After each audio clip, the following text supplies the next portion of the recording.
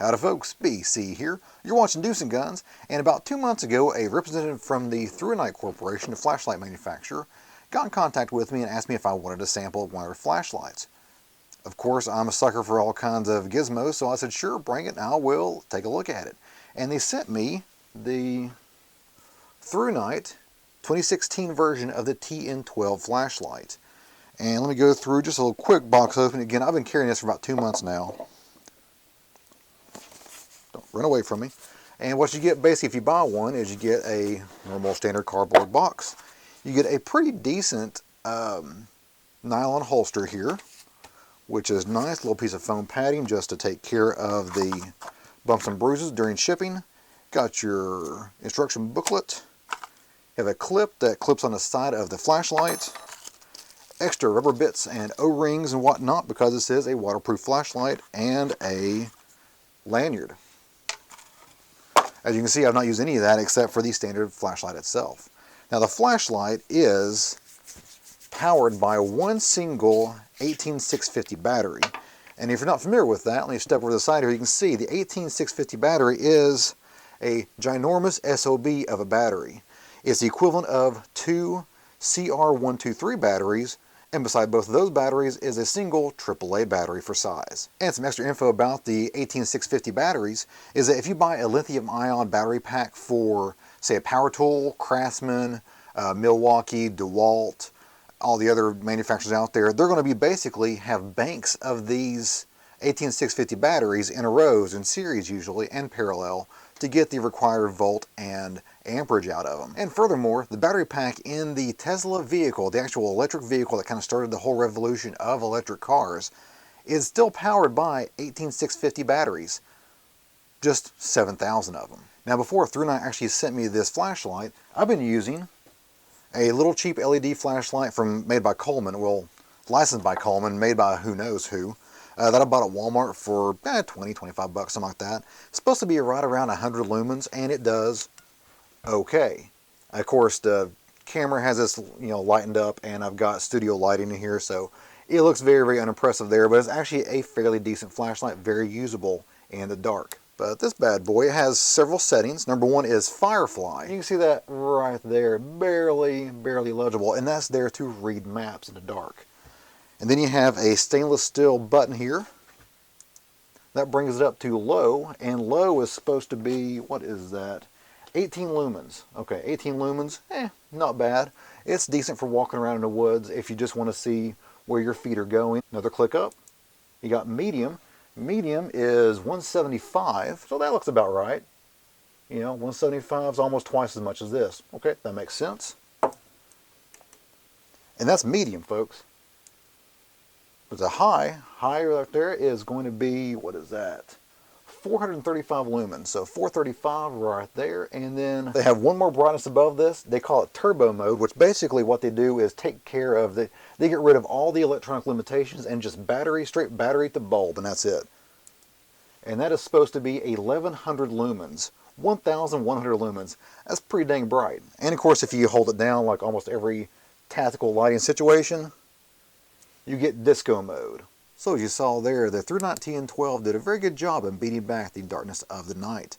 Now, as I said before, I've had this for about 2 months in my possession, and I've been using it every day, and have been putting it through some unusual testing along the way. And of course, I brought you guys, I brought the camera with me to film and document all the different testing I've put it through. So here's that footage right now. It has now been 10 minutes with the Through Night TN12 set at the high level, which is 435 lumens. Very adequate as a flashlight. Now let's see what temperature. Of course, let's get a baseline for the table. Baseline for the table is 78 degrees, if I can get it to focus. Here we go. Okay, the base of the flashlight is 93. Halfway up, basically where you'd be grabbing it at, 95.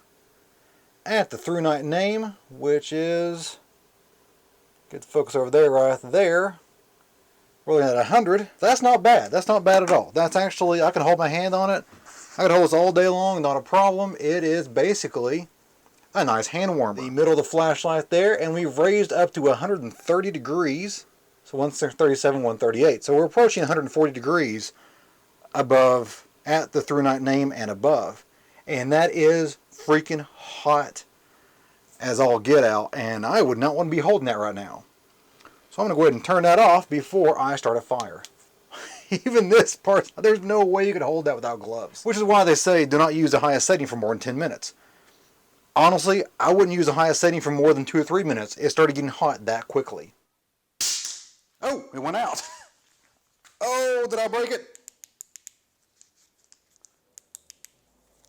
I broke it. Alrighty, well, I contacted ThruNite and I told them about the issue there. Or I dropped it 3 times, and on the last one, of course, it was scalding hot when I did it. And it broke, and no fix whatsoever. They gave me a couple of things to try out. It did not work. It did not help. I will take this apart eventually and see what happened there. I'm going to assume that something became unglued, unsoldered inside, I'm assuming. But I'll save that for another video. But what they did do is send me another one. Here's, it's been heating up. It's just as bright as the original tested one. It's just as hot as the original tested one. And it's been it's been at a high gear here for about 10 minutes, which is their maximum time limit. You're supposed to have it on the highest setting. So let's go back here and drop it. Again, scalding hot. It's worst case scenario. Alrighty. That's one. Alrighty. Still good. And let's drop it on the butt end of it. We're golden. What better way to test the ThruNite TN12's waterproofiness than in a dishwasher?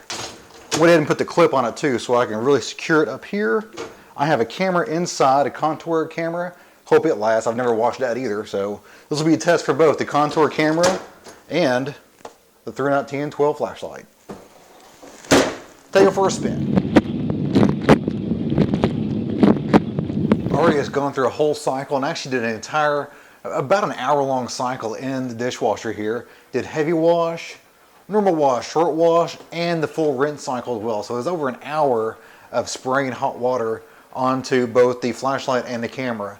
I'm not sure how the camera survived either, so we'll find out here. I was so tempted to open this up too. All right, here we go. It's still going. It's still going. And holy crap, is it hot. That's so hot. Holy crap. Okay, folks, let's see if the flashlight can take being run over by a car.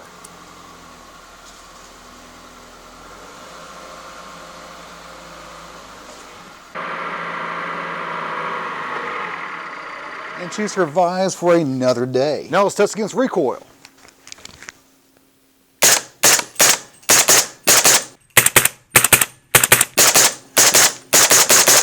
Well, folks, I ran over it with a 2,500 pound Fiesta. Now let's see if it'll handle a 14,000 pound DEUCE and a half.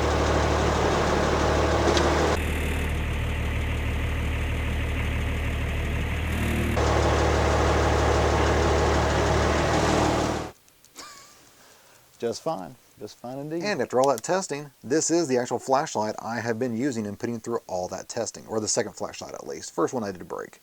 So this one has gone through all the drop tests just fine. It does get hotter than crap just like the other one. Everything else is exactly the same. And it is still a good functioning flashlight. Is it perfect? No. Is it as perfect as it came out of the box? No, not after all the things I've done to it. The drop test, it passed flying colors, did not skip a beat. But the combination of putting it through the dishwasher, which it functioned after the dishwasher, and the next day I mounted it on my AR-15 and shot did actually 2 mag dumps with that. Then it had an issue, and I think what happened was a little bit of, now I got a good picture of it. You can see that picture right there. You can see the water intrusion into the lens. Now, I think what happened here was, let me show you this right here, is that the little metal button there, I think water got through that because it actually affected the brightness level button right there, the actual action button on the side. I think some water got in there and then worked its way up through the recoil action of the rifle into the lens compartment. I believe that's what happened. The actual battery compartment, dry as a bone, no problem. But I did have some delays. It's working fine now though, so it has fixed itself just through letting it dry out. But the second I took it from the range, it was having problems where it would be just sitting on the counter and then suddenly go to disco mode. So is the ThruNite TN12 flashlight the perfect indestructible flashlight? No, it's not.